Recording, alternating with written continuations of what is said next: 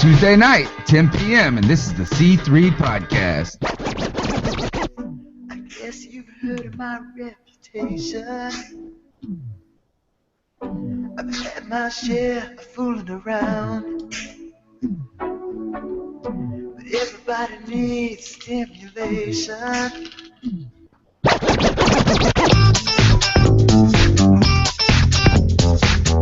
I had fun, man. Just out, you guys joking. We working at the same time. Putting the work in as a team.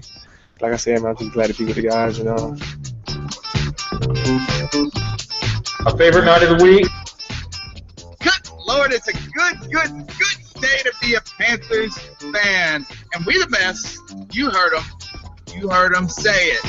We are the best, Joe. And we put it on them right in their mouth. What is up, Panther fans? It's your boy, the Professor, a.k.a. Tony Dunn, and this is the C3 Podcast, brought to you by CarolinaCatChronicles.com, where we, every Tuesday night, break it down from the fan perspective, and I do it each and every week with my homeboys.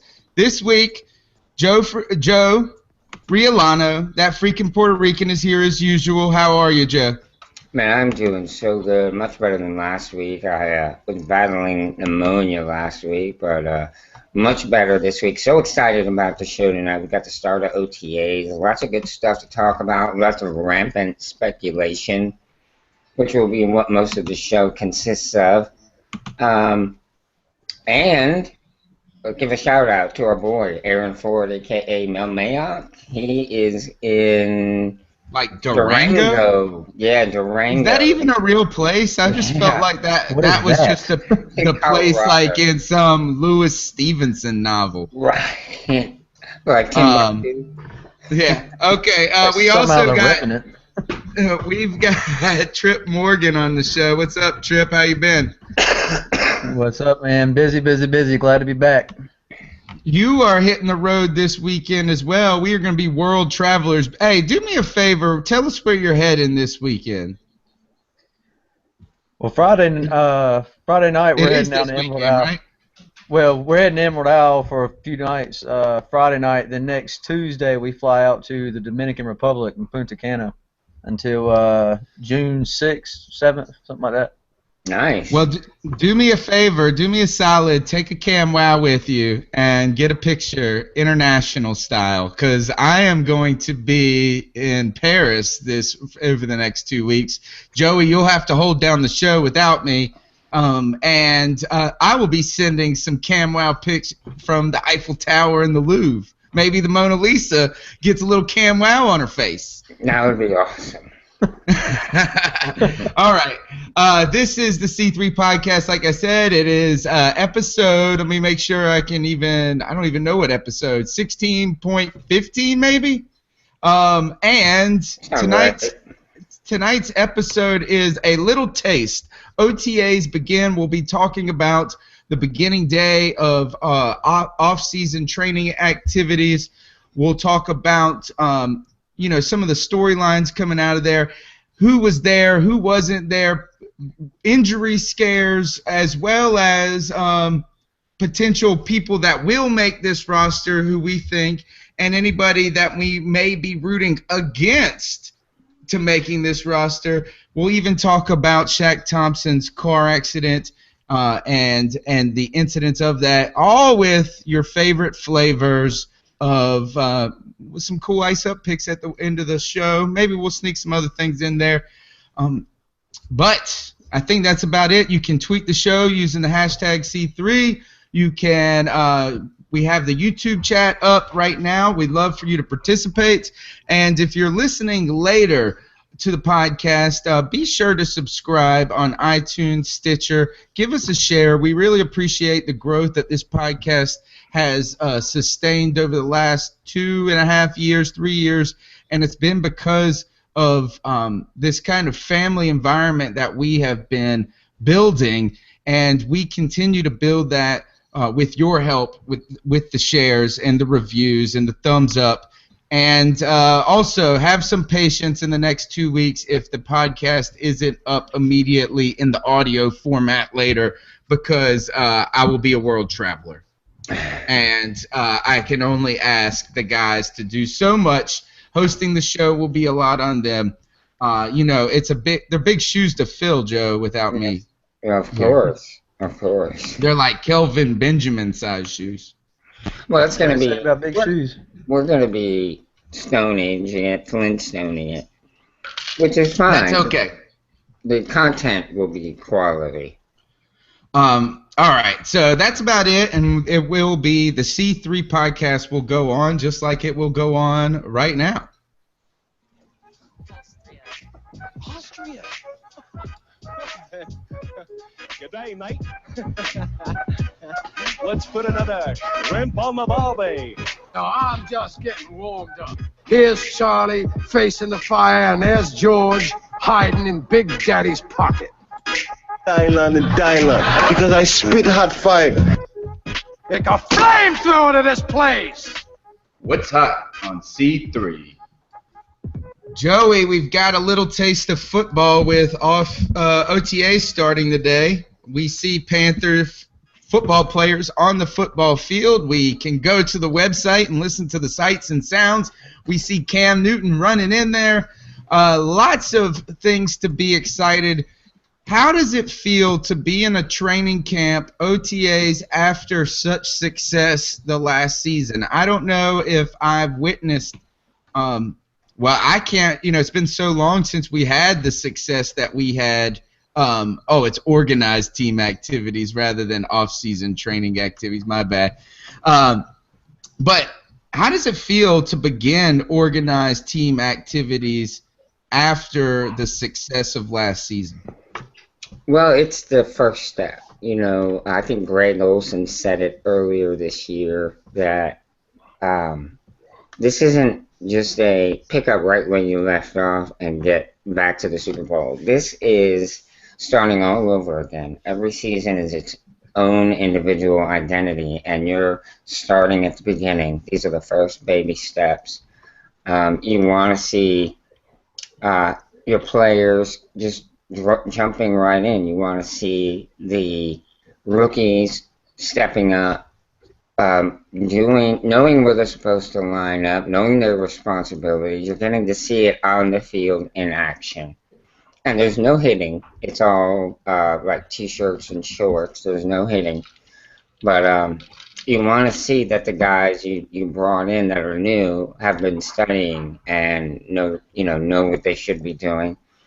Which from what I've seen out there today, a lot of that did happen. Tripp, how does it feel after the year of success last year starting off? How is it different from, say, last year or even the year before? Well, I think you know more of what you're going to try to shoot for this year. You know how great you can be. I think the biggest part is just kind of like Joey said, not get complacent. That was a big thing Ron Rivera talked about today. You got to come in, shake the rust off, and get right back at it. If you can't come in with an attitude thinking you're going to go right back to 15-1, because that's likely not going to happen. And if you come in there with that kind of attitude, it's definitely not going to happen. So you got to not be complacent and come in with the same fire and attitude to get better. The excitement for me is it's a different perspective where it's a winning attitude now rather than a potentially winning attitude. But the one thing that excites me the most that has not been particularly talked about or discussed is a healthy Cam Newton going into these activities, being able to work with his wide receivers throughout the entire time. There has not been an off season where he has been he hasn't been able to do this, period. His entire career. This may be his first one of these. So what you get here is the MVP of the league coming off his best season now, commanding a certain respect, having that a reinvigoration of his own confidence in himself, and now added practice time with more and more weapons around him and a better team around him than ever. There's a particular excitement here for me and it starts there with Cam Newton, and I think that's going to be the story of our season. Joe, how does it look to see him running into training camp? He looks just like a child, a kid, running in the backyard. And that's what you want to see. You want to see these guys out there looking forward to this. I think it was Trey Boston that said, you know, it's a grind. It's a sort of a grind, but he loves it, and that's what it is. You know, it is hard work. It is practice and practice, which is repetition, and everybody knows repetition can get boring, but that's what it takes. It takes doing it over and over and over, and getting your timing down and getting your chemistry worked out. So this is exciting. Cam's excited. He gets to be there from the start, right at day one this time, instead of having to jump in at some point later. I want one thing that I like about Ron Rivera particularly is that he seems that he has come in with a particular focus and seriousness. You know, I think Rivera has a good way of knowing when to keep things lighthearted and knowing when it's time to put on the dad coach face and coach, you know, serious authoritarian type demeanor. And I think he knows this is that it's to start to set the tone, Joey, with this season, that it's not just even just like, hey, we're going to be good because we were good last year, but he's almost cultivating from the very beginning a seriousness among everyone that trickles down to guys that are just struggling to make the team. Right, and that's what you want in a head coach. You want a guy that's going to keep them focused and make them realize that, you know, this is something that they have to start. They have to start the season today with that attitude of business. You know, it is fun. It's good for them to go out and enjoy themselves, take pictures on the sideline when you're winning. Right. They haven't won anything yet. So going out there, making sure that they're serious, that they're focused, he is very good at that. That is one of the reasons why I think we have had some sustained success. He's able to keep them focused. Here's Ron Rivera talking about the seriousness that needs to be approached from day one. I want to make sure we understand the sense of urgency. You know, I don't want to just be out there figure out we'll pick it up when it's time. You know, the message out here is, you know, you don't start from where you finish, you start from the beginning, and that's what we're doing. Is we're starting from the beginning. We're going to work our way up. You know, for the most part, I want to make sure everybody understands that we're all accountable to that. You know, we have a goal in mind, and you know, we have a vision how we want to get there. So I just want to make sure I get the point across that, you know, we got to pay attention to what's coming. You've seen even more.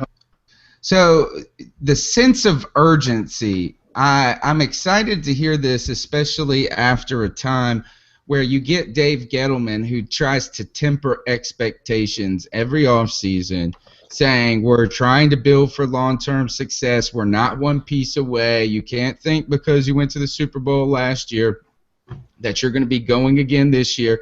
He says all of these things that almost throw a wet blanket over our excitement.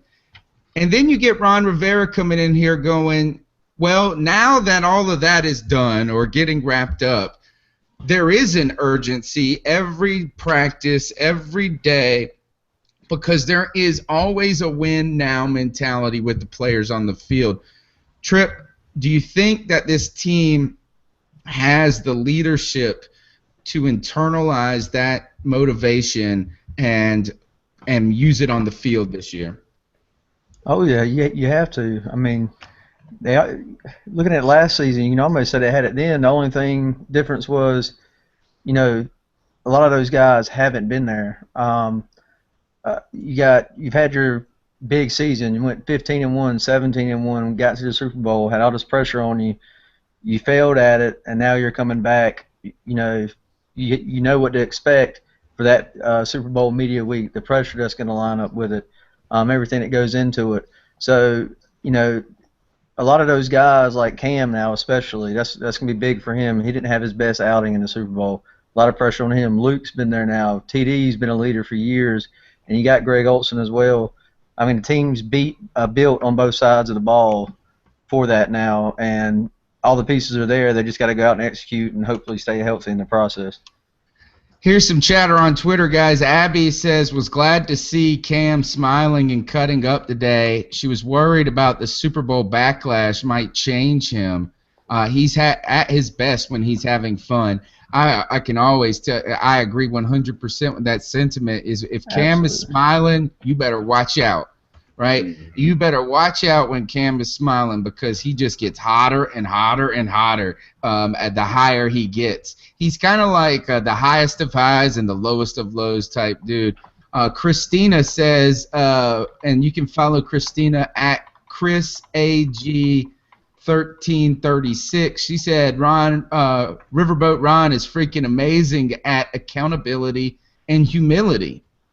Last season means nothing right now. They should be hungrier this year. Hashtag C3. Thank you for your comments. Joey, do you think that are you confident that there's a hunger with this team to capitalize on and to continue their success?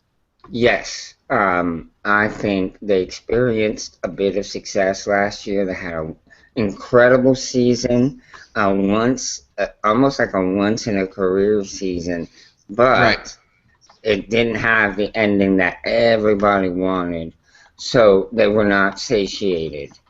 That hunger and that fire still burns to get back to the big game, so this time they can win it. And I think it's got to burn deepest and hottest with Cam Newton, because so many people, tore into him about the post-game interview. I've heard so many people talk about how he didn't dive for the football when he fumbled it. He didn't make any effort to go after it. So people are questioning his maturity as well as his passion and desire to win. Well, that's just it. The whole thing with that is that's the only time all season they got that, and they waited and waited and waited and couldn't say anything about it. Just talked junk for no reason about him. Mm-hmm. And then he gave them every bit of junk to talk. And that one night, that's all it took. And that just shows you the star he is. Yeah, as you know, I think by that point Cam was a little frustrated with the game. Oh yeah. The question of I think we all wanted him to dive and disregard completely everything. He kind of seemed like one of those moments where you didn't know where he wanted to and then he didn't want to, and he just kind of froze a little bit. But we know this guy gives his body up, so it's not like he's scared of that. But you're right. I think that what you get here too is to see him happy. I think that had Carolina had a really bad season last year, that we would have had to worry even more about the mental health of Cam Newton. But I think last year the success was enough to bring these guys back to saying we can win now. We can win today. We can beat anybody. And there's a certain confidence there. But let's talk about some of the actual positions and things like that we're seeing. I saw a story, I think, on the Charlotte Observer that said there were literally no more chairs left in the tight end room. Yep. And there was something like 8 tight ends, 6 tight ends on the roster. One of those, Joey, is Marcus Lucas, who the Panthers recently reacquired. He's a former wide receiver turned tight end. It looks like he's put on some added muscle and size. What do you think about mucus, as Cam Newton calls him, and the need to find some additional pieces at tight end? Well, with our team, there are always positions that we like to solidify, and we like to have solid backups. And Lucas is one of those guys that had some talent, kind of a tweener, I guess, was a big receiver, too small for tight end, but he's bulked up and gotten more to the size that we would look for in a tight end. And as a third string receiver. I guess third string now, fighting the kid we brought in. Tight end. Yeah, the tight end we brought in. Dixon. Well, we have Ed Dixon. Oh, Sunland? Yeah, Sunland. Yeah, I think that's it. Something like that? Right, something like that. Those two fighting for that third tight end position would be great for this team because, if a guy goes down, God forbid Greg Olsen go down, we would need somebody to step in and fill the shoes. Dixon has done a pretty good job, but you always want to have that guy waiting in the wings, too. Olsen is not getting any younger, right? No, but Olsen has come out and said that he wants to play for several more years. So exactly. he is in a good spot. I think he really enjoys where he's at, the role that he's acquired on this team. Tripp, what do you think about the tight end position? Why is it that we are just stacking this? You got Olsen, you got Dixon. Are we just trying to find a third guy that we know is going to be on the team all year? I think that's a possibility. I think it's a lot of what you said with, it's kind of, you find a couple of guys you like, might have some talent, and can work on behind Olsen. It's like Joey said, he's not getting any younger. And if you get a guy that you like behind him, working behind him, getting him some reps for a few years, you can bring him in, and then maybe he's your next guy. And I think another thing could be is the blocking aspect. As great as, we all love Olsen, as great as he was ranked the worst tight end in blocking last year by Pro Football Focus. And that actually shocked me. I knew he was never a great blocker, but it was something they always said he'd improved on each season. And for that to come out kind of shocked me. But, and I think that could play a part of it. Because you remember when we had Jeremy Shockey with Greg Olsen, you had that second tight end and two tight end sets, that was another threat. It opened up things so much more for Cam, and we've talked about this, season after season after season. Mm-hmm. I've gone over it with people on Twitter, and everybody wants us to have that second tight end option like that. But it's a rare thing to find two tight ends such as Greg Olsen or Rob Gronkowski. It's hard to find that matchup. But I definitely think bringing somebody in, some guys you like with size behind Olsen, letting him work with them. If you find somebody dominant in the rough, maybe Sandland. If Dixon can improve, you never know what can happen. Well, I hope the Sandland guy becomes awesome, other than looking like just the cleanest cut, boringest dude ever, just from his picture. We get to make the Enter Sandland t-shirt. Nice. But we got some comments on YouTube today, as Mr. T Money 1993 says, I am not satisfied with Dixon, honestly. Well, you know what, T Money? I am crazily impressed that you're watching the show, given the fact that you got married this past weekend. Oh, I would have asked you to be on the show. Congratulations. Straight facts. Got straight married, Joey. Nice. At least he got straight married. I'll be honest. I haven't, Ed Dixon. I was happy about that. We acquired him originally. I thought he could build on some stuff, but he hasn't shown me a whole lot either. Well, he hasn't flourished. It's fair to say that, but he hasn't been like a disappointment. I think he's just been mediocre. Yeah. Yeah. I mean, he hasn't really gotten a lot of opportunity. I think the problem is he's not really great at anything, right? Particularly blocking. Like, he's a better receiver than he is a blocker, right? And we have a damn good tight end.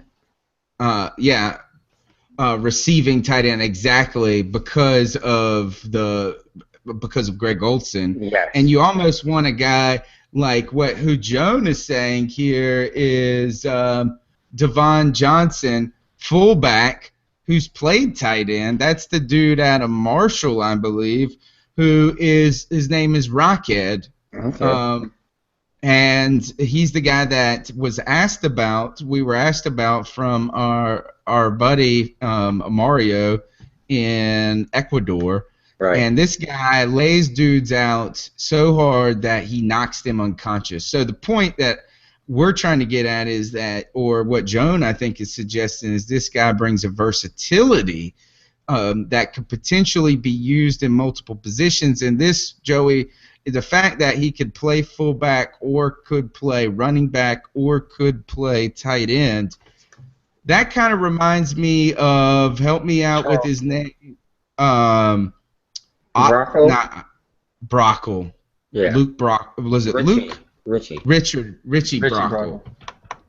Yeah. So I'm surprised. It seems though that the Panthers are really interested in addressing this position far more than I guess we had expected them to. Well, you can say it's something of a logjam at tight end because of the number of guys they brought in.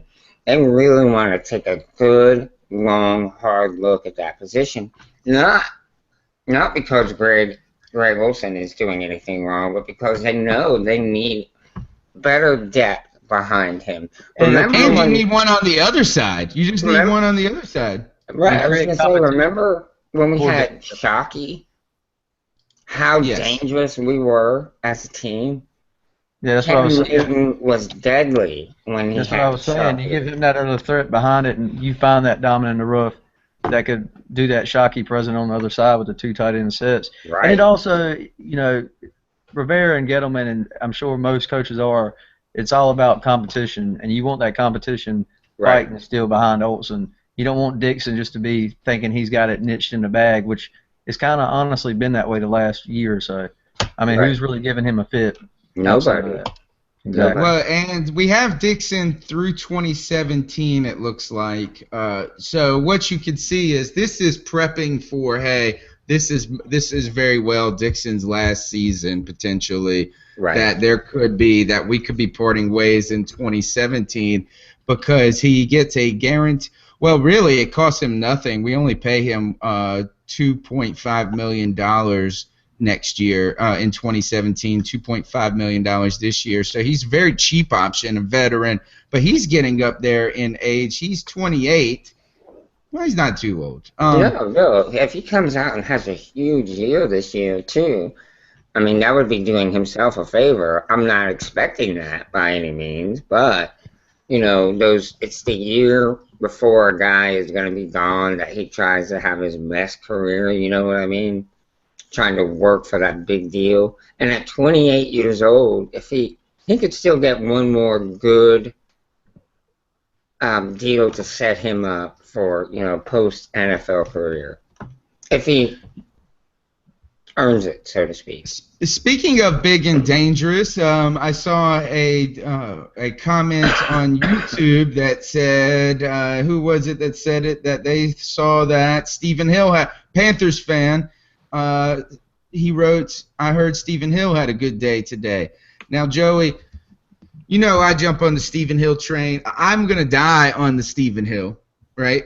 And this is my guy that I think that people may, and now I'm taking it very personally because people made fun of me so much for saying that Stephen Hill was a legitimate option that this team wanted to work with. But we saw last year very high praise from Ricky Prohl. He suffers a big knee injury. He comes into these OTAs. I was concerned that he was not going to be full strength and ready. It sounded like from what we saw that he was running at full speed, and that obviously the knee was not too much of a distraction, not too much of a worry, Joey, because what did you hear that was different about Steve Hill this year and made Panthers fans say he had a good day? Well, I heard that the first thing that really impressed me the most was I heard that he stayed after practice and worked on catching the balls, which is great news because, for one, he's practicing running routes, so the knee is okay, because there was some concern. And he's willing to put in that extra effort. I also read somewhere that he did not have one drop today. That at practices before, I guess last year, he had multiple drops usually at every practice, but today not one ball hit the ground, which is really the area that he needed the most improvement on. and if he could become if he could be a more reliable pass catcher, he has the other tools. I think what you get too is so much of this is a confidence thing. It is these guys not worrying about every single play that it's going to be a drop. We see these guys get the yips. We saw Philly Brown get a case of the yips last year. We see Ted Ginn. We see Ted Ginn on the deep ball have the yips every time, where it's just like he knows it's a deep ball. He knows he's had problems with it in the past, and that just makes it worse. You know, the very fear of the moment. And if you can gain that confidence back, and it seems like there's a comfort level in Carolina for Stephen Hill to where there's not as much pressure, there's not as much spotlight, and there's the staff seems to truly believe in him enough to work with him through injury, work through these issues, the weed smoking he had last year he got in trouble with. Trip, if Stephen Hill makes this team and makes it through this camp and is on the roster, do you see him integrated as a important part of the offense, and what does that do for Carolina's offense? Well, if he makes the team and gets into a solid role, that would be quite a jump. But he has the speed and athleticism that every coach wants in a wide receiver, and size, not to mention that, but the speed he has and the ceiling that he has, if he can just get it together, is through the roof at the receiver position. But it's going to be tough. I mean, he's come back from that knee injury. We've seen his history in New York. Granted, you can argue the quarterback play there, but he had some bad drops. And last year he fought that, but he's off to a good start here. And maybe, hey, anybody can turn it around anytime. But the wide receiver position went from the last 2 years has gone from a problem to the problem is who do you choose? Right, we have so many. Again, this is another position where we're going to see some really intense competition for that last receiver spot, the fifth receiver spot. I can't wait to go to training camp and shoot. Let me see, who was out today? Benjamin was out today, so he didn't get any playing time. Or practice time. He had a personal matter. Here, I want to just, before we move on from Stephen Hill, think about this, is that he ran a 4.36, 4.3 40 at the combine. And he's 6'4". Yeah, he's 6'4". He weighed 215 pounds at that time. Listen to this, Joey. This is off of NFLDraftScout.com. His lowest time, 40 time, they say he was clocked at a 4.18 unofficial. No way. No, that can't be right. Rocket is being fast. Yeah, then they said the 40 time was 4.28 and his 40 high was 4.39. The point is that he's big, he's tall, and then you got Kelvin Benjamin who's 6'5", right? You got another 6'4" receiver in Devin Funchess. Like Tripp was saying, this position of strength is emerging, Joey. How are you going to be watching the wide receiver position? And Goldilocks also had a good day today. Caught a lot of passes down the seam. Brenton Burson trying to make the team again. Will he ever go away? Never. He will never go away because, for one, he's a favorite of the owner, a neighbor of the owner, and he really is making. Yeah, he's a fellow alum. He is making a case with his production and the effort he's giving to legitimately make this team. So that's what you want to see. It's the third year for him, isn't it? Isn't this his third year? It's more than that. It's got to be fourth. I think it's fourth. He can't go back to the practice squad. It's his third year on the team. Fourth. with the organization. Right. Yeah. Okay. Well, he can't go back to the practice squad. He's due. He's got reliable hands. He's not. He's not really an asset on special teams, but he runs good routes and he can catch the ball. And there's something to be said for that. Yeah, and everybody remembers Burson for that drop punt where he should have never been back returning, but we were just that limited at that position at the time. Over. Everybody remembers that muff punt in the Arizona playoff game. Yeah. And that's all anybody wants to remember for. But he has some of the best hands on the team when you're throwing him the ball.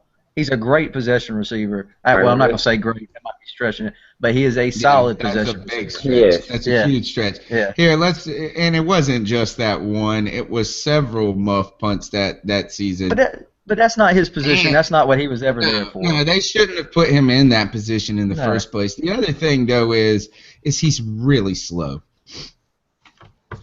He's really slow. He's not Greg Olsen slow. No, but he's also not a tight end. Right. I'm just saying he has trouble getting separation, but I think we've always asked him when we have put him out on the field to do more than he needed to be doing. And he always seems to make a key possession catch here and there. He's never even going to be your 500-600 yard season guy, I don't think, in Carolina. But he can be that possession receiver that makes a big third down catch in a game when nobody's expecting him to do it. Right. And that's what he's done. Right. Abby says Sunshine is done this year, but I can see him sticking around in the Panthers office somewhere. Like he could be a copy boy. I mean, the competition at the receiver position this year is definitely there for him to be ousted. I mean, there's no doubt about that. Steep. Yeah. Steep. All right. And deep. We are, I guess with that, we should say this, is I thought that, why don't we do this? Why don't we bring back a little segment, Joe, that we haven't done in a while? Backdoor Fiction! It is time for Factor Fiction. And if you don't get straight married and you get gay married, we call it backdoor friction. And this is when I pose a thought to you, Joey, and I tell you, and you tell me if it's fact or fiction. So let's just say this is Sunshine makes this team fact or fiction. Like on the 53 man roster, we're saying? Yes. I'm gonna say it's a fact. I think he does make it. I think he's the fifth receiver. Okay, Trip. Fact or fiction? Brenton Burson makes this team. I don't think it's impossible, but I would say fiction with the competition this year. But I'll say this. Apparently, Kearis Garrett didn't have a first good day, which speaks volumes. There's even talks now about him making it through waivers if we put him on a practice squad. So, but the competition just a little too steep for me. That's what I was going to ask. This is: does Kearis Garrett make this team, or is he practice squad bound? What? How can you not have a good day today? What could he have done wrong? Drops. Yep. Did he have them? He had, from what I read, he had one great catch, but coach, analysts out there watching and reporters are saying he had a long hill to climb, quote unquote, on not just a depth chart, but improving to make the depth chart for the final. So. Right. In addition to the obvious thing like drops, if you're not lining up in the right place, if you're not going in motion when you're supposed to go in motion, if mental errors, you're not picking up, if you don't know where you should go or what you should be doing, that's a bad thing. That's just as bad as a drop. I was going to say they would rather you be lining up, not getting penalties, and look at Ted again. So, right.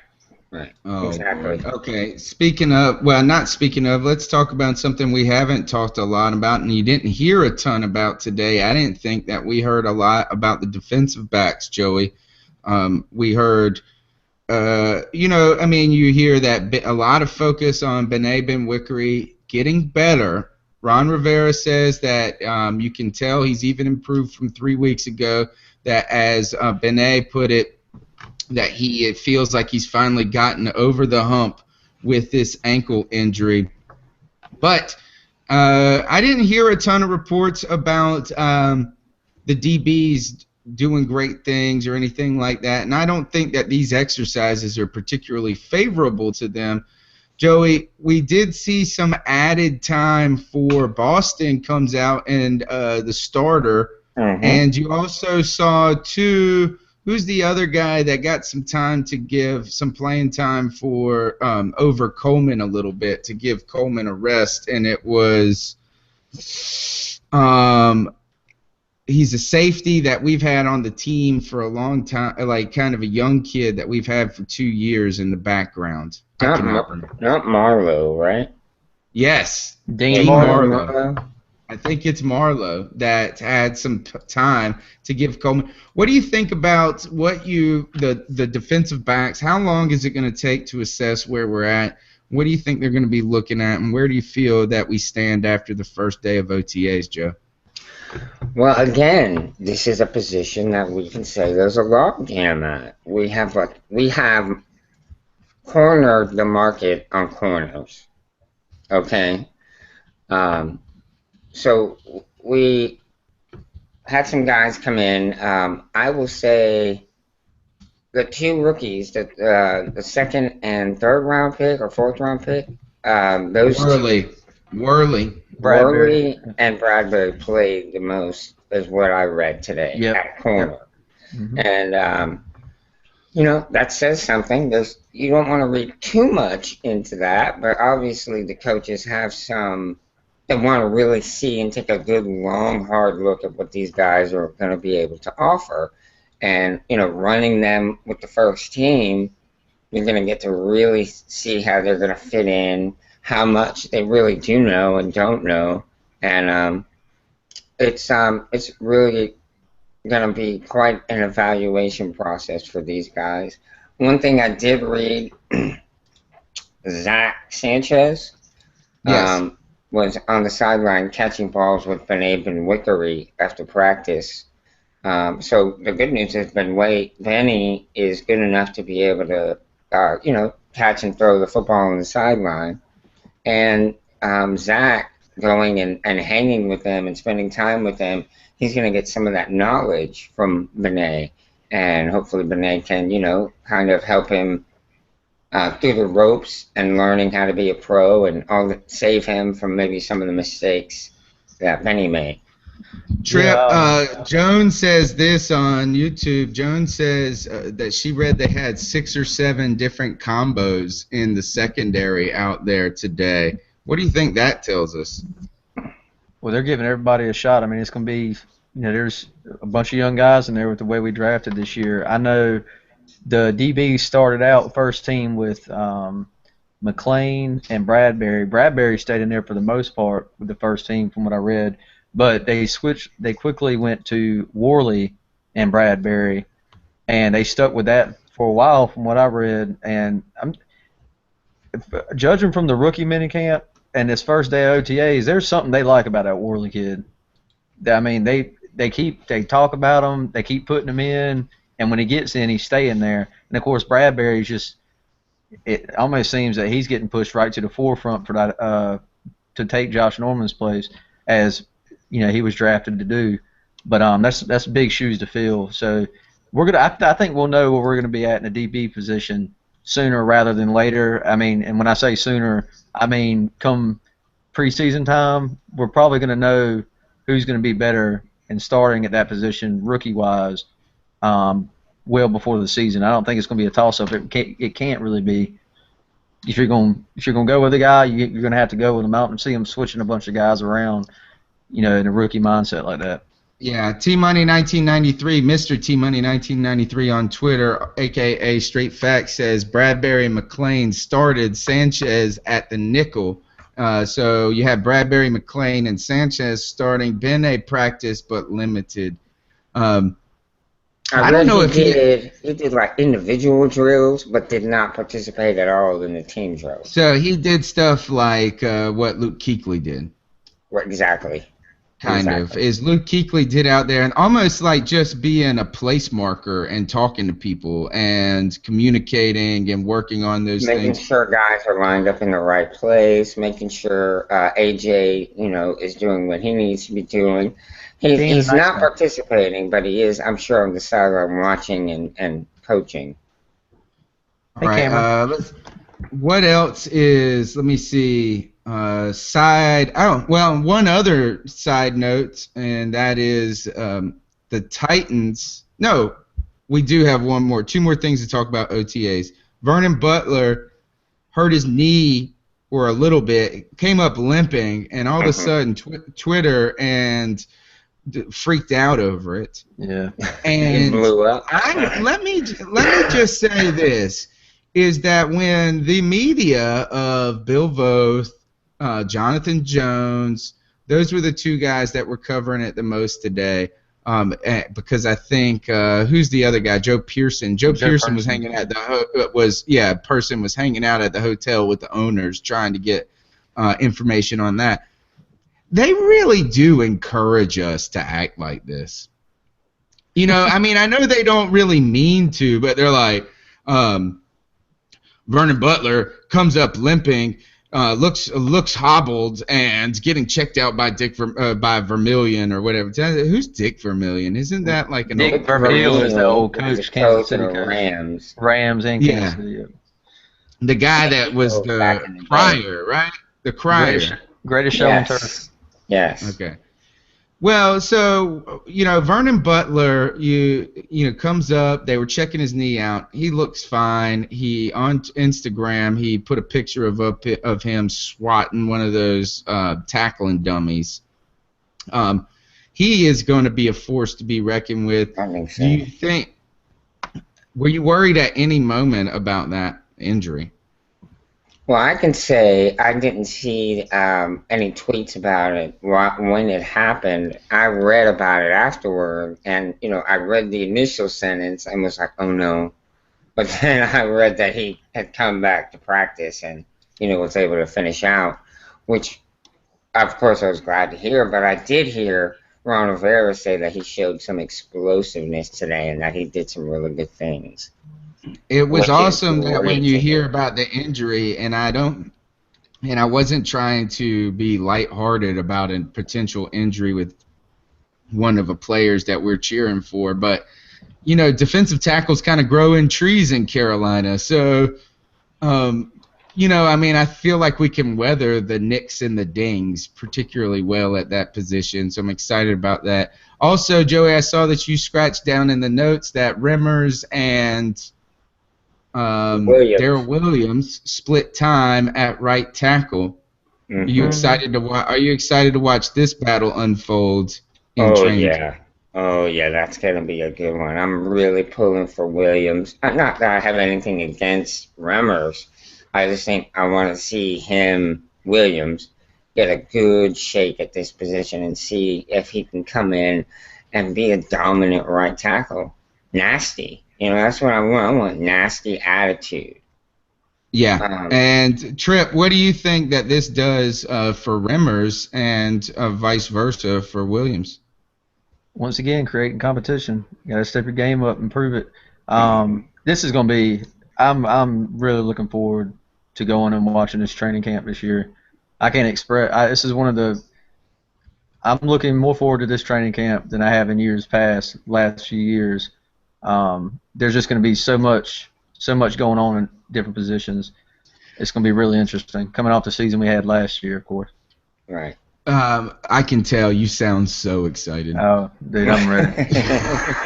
You sound like you are going to jump out of that little hangout window right there. Okay. Sounds like you're pulling tubes. There you go. Also, Joe, bad news, sad news for former Panther Byron Bell. Dislocated his ankle today in practice for Tennessee. That's a tough injury for a big fella. Yeah, and then a good news for Marcus Mariota, Byron Bell dislocated his ankle. I was gonna say my immediate response to that was so it's like he was never there like he was last year. Oh no, he played well last year for them because they've had him at guard. Right. And he's better at guard, but they have troubles and struggles on their offensive line. And this isn't a good way to start the season for a starter to be injured like this. But that's a tough injury, a dislocated ankle. Yeah, that's nasty. I mean, what does your foot look like at that point? Yeah. It's just dangling. It's dangling by like 10 dangling from the end of your leg. Yeah. Flopping around. All right. I think we also. I wanted to say that I thought that we have a sponsor for tonight, and this sponsor, we're going to throw a shout out to them, and maybe they could help out old Shaq Thompson with his legal troubles now coming from this accident he's in. Traffic violations, parking tickets, nonviolent crimes, or even the common 102 and a 65 speeding ticket? Hagler and Finagler Law Offices can help. We will haggle and finagle until it's the police that they're ones buttering your bagel. Yeah, my name's not Cameron Otis Payne, and when I saw those blue lights come on, I knew I could call Tony and Joey at Hagler and Finagler, and they would make sure all my legal problems were taken care of. They make sure my bagel got butter. That's right, Hagler and Finagler, making sure your bagel gets buttered. Call 702-334-PETE. 702-334-PETE. That's our sponsor.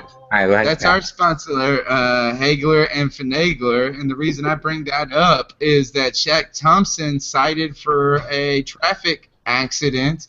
And it's actually, I haven't read a ton about it. He seems fine because he caught an interception like on the second play of OTAs today. But he also injured former quarterback, I think from Duke. Yeah. Aaron Boone. Anthony Boone. Anthony Boone, and broke his pelvis. The guy broke his pelvis, and he has to have like hand surgery or had some sort of hand surgery. You know, they said that he did have a little trace alcohol in his system, but they believe that he wasn't cited for being intoxicated. It happened at like 7:30 in the morning, I think. And they also said that they believe cell phone usage had something to do with it. So we're glad that Shaq Thompson's okay, but does this raise any concerns, or is this just something that kind of tends to happen when you have so many people and moving parts on the team? Well, I wish we had more information, because if you look at it from the perspective of, was he in a hurry? Was he late for practice and was trying to rush to get to practice because he was out too late? Or, did he drop his cell phone in the car and was trying to reach for it and took his eyes off the road? So I wish we had more information to really evaluate this, but taking it strictly at face value and saying it had something to do with the cell phone, accidents are just that. They're accidents, and they happen. So, this is the first time his name is in the paper for something not related to football. See if it happens again. This kind of upsets me a little bit, because it makes me realize that, I do crap like this way too often in the car.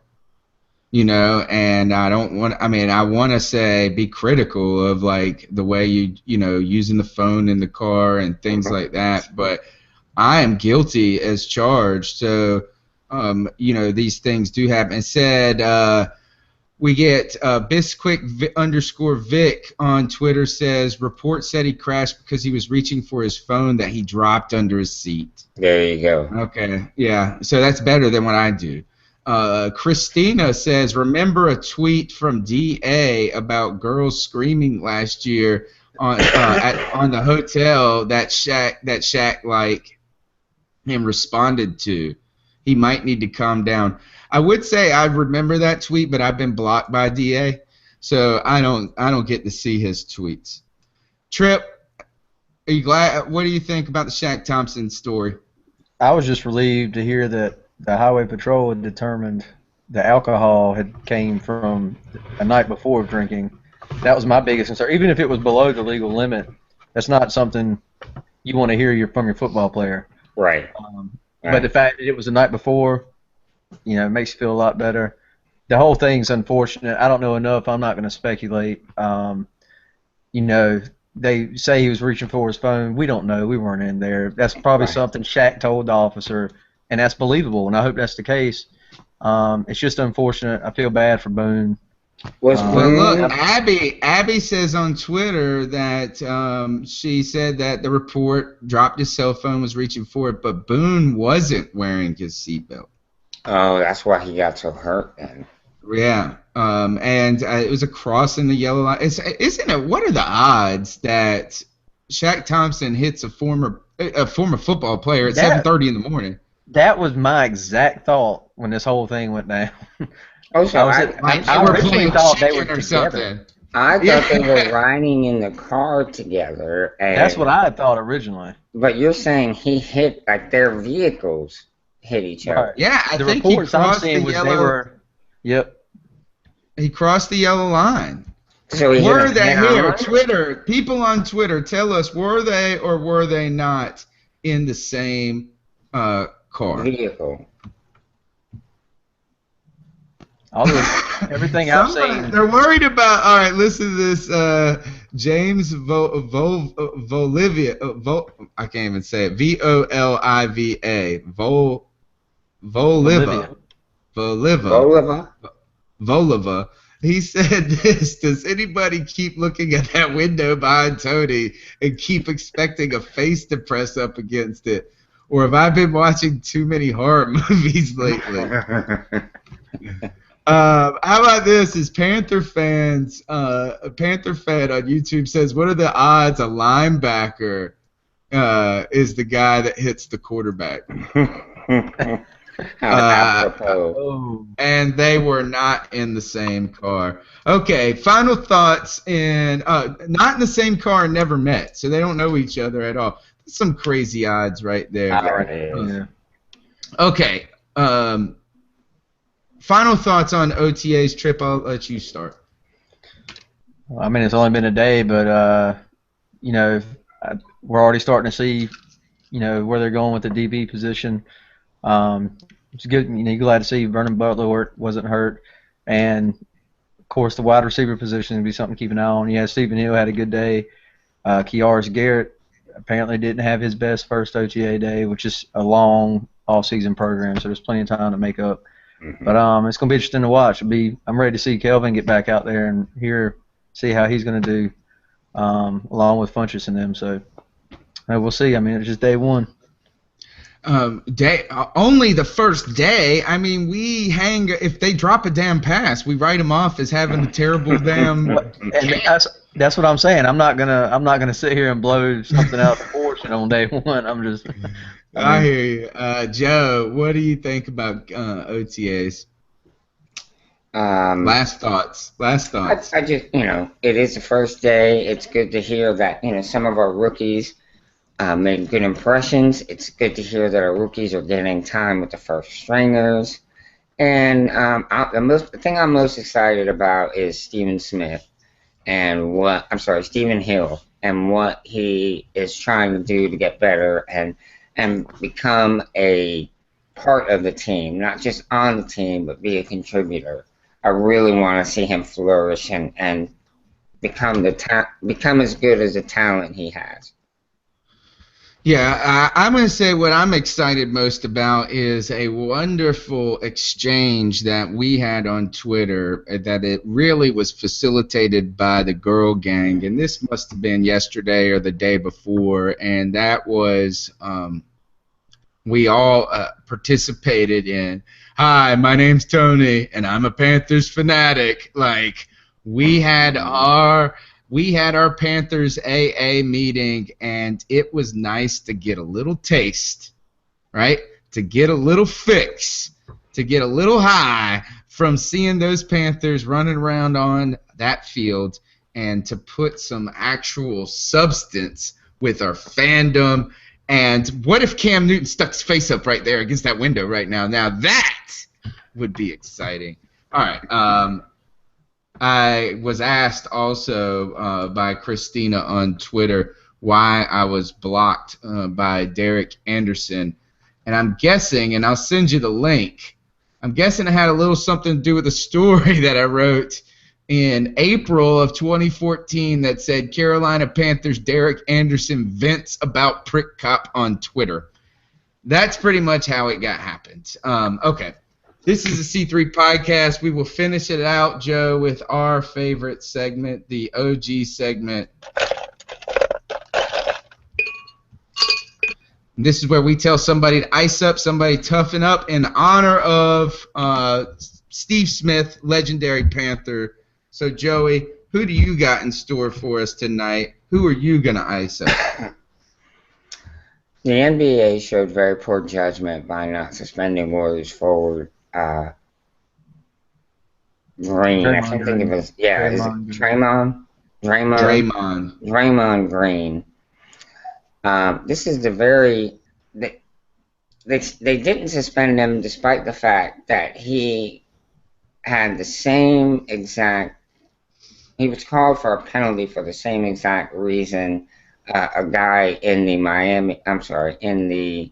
Cleveland series was suspended for.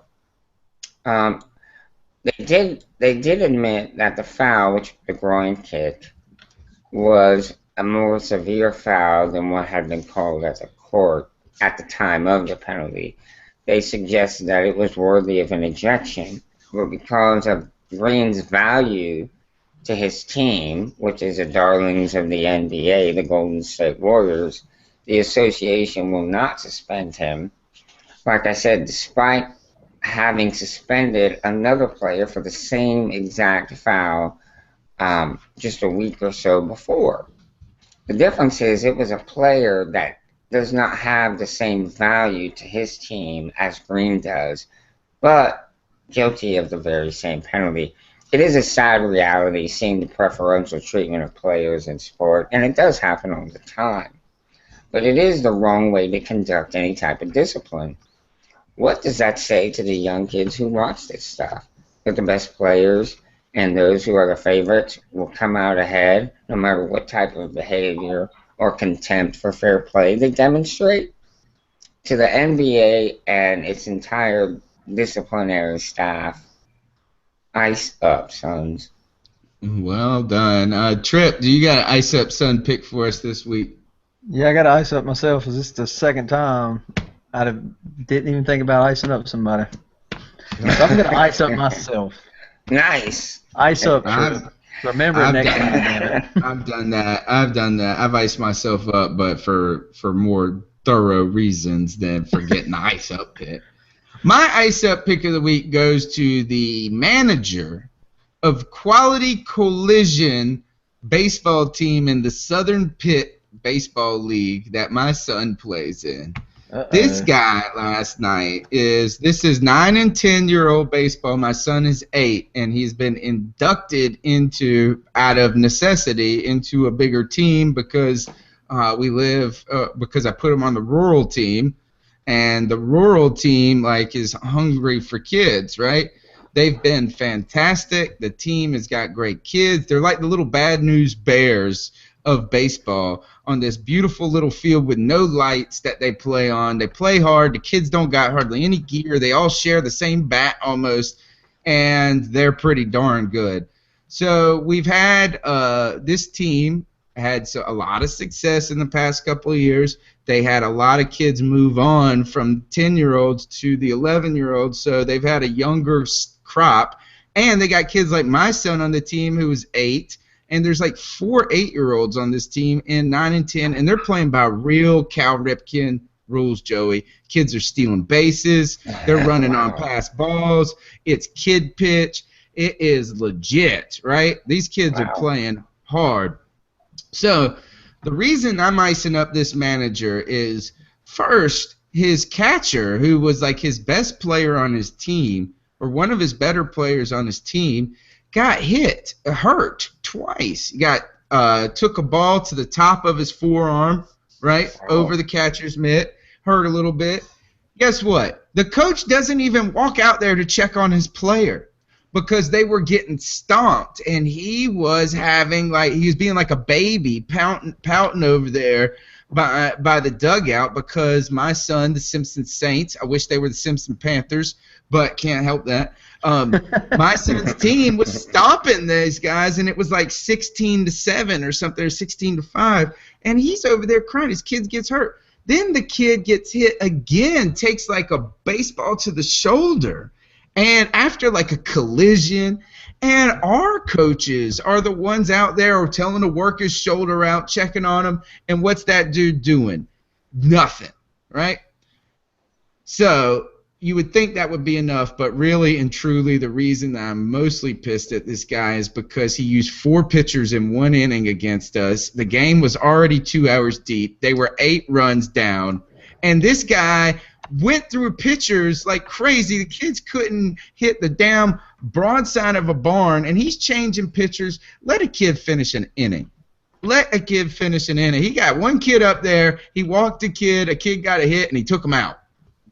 Wow. So, to you, Mr. Manager of Quality Collision, the person who does not care about your players, who wants to embarrass them on the fields, and really just sucks as a person overall, to you I say, ice up.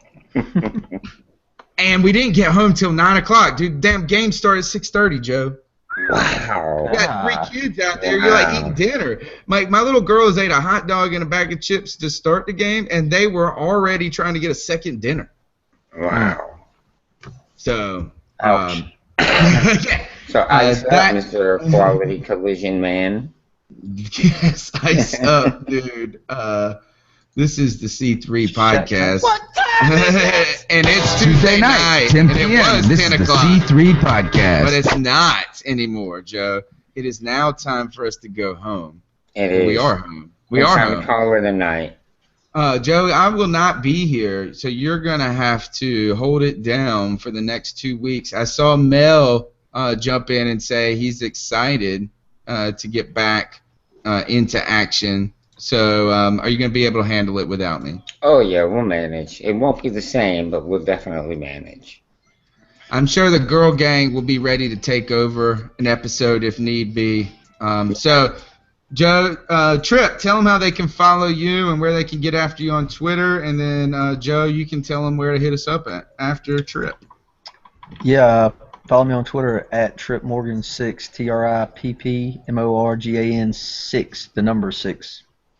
I heard you are organizing something special for Greenville Panther fans. I haven't came back out with that announcement yet, but the ticket. Oh, my bad. Tickets we were supposed to get. Yeah, well, I'm running behind. It was busy. Group of tickets we were supposed to get fell through at the last minute, so that trip will no longer be happening, unfortunately. Oh, that's pretty ticked off about it because we had a lot of interest building on it, but we're gonna try to do something else. It's kind of late into the off season, but we're gonna see what we can do. So I'm sorry to hear that. Does suck. Yeah. Joe, I heard St. Louis was getting the Super Bowl in a couple of years, and maybe we can try to get out there. Not St. Louis, L.A., the Rams. Exactly. And we can get out there for that Rams game. But until we figure that out, how can they follow you and our work on the website? You can find me on Twitter at Joe Riolano, and you can catch this podcast as well as archived podcasts, interviews we've had in the past, articles we are currently writing and have written at our website, CarolinaCatChronicles.com. It is all the Panthers news you can want from the fans' perspective. Not only that, but you can also shop Amazon right from our website. Click the link. Yes. Go ahead, Get the Tony. link. You know what I say is this. Get the link. Drop it in your browser in your history. Then you can just click that from now on. And at the same time you're shopping and buying cool stuff on Amazon, you're helping Panther Nation grow. But until then, we will be back Tuesday to talk more Panthers. I won't be here in person, but I'll be sending you pictures of a Cam Wow with the Mona Lisa maybe. Heck, I might even find a Parisian girl named Lisa and just take a picture with her with the Cam Wow. Moaning. Have her doing it moaning. So she'd be moaning Lisa. Moaning Lisa. Oh. All right. That's the C3 podcast, guys, and we are out of here. Good night. Good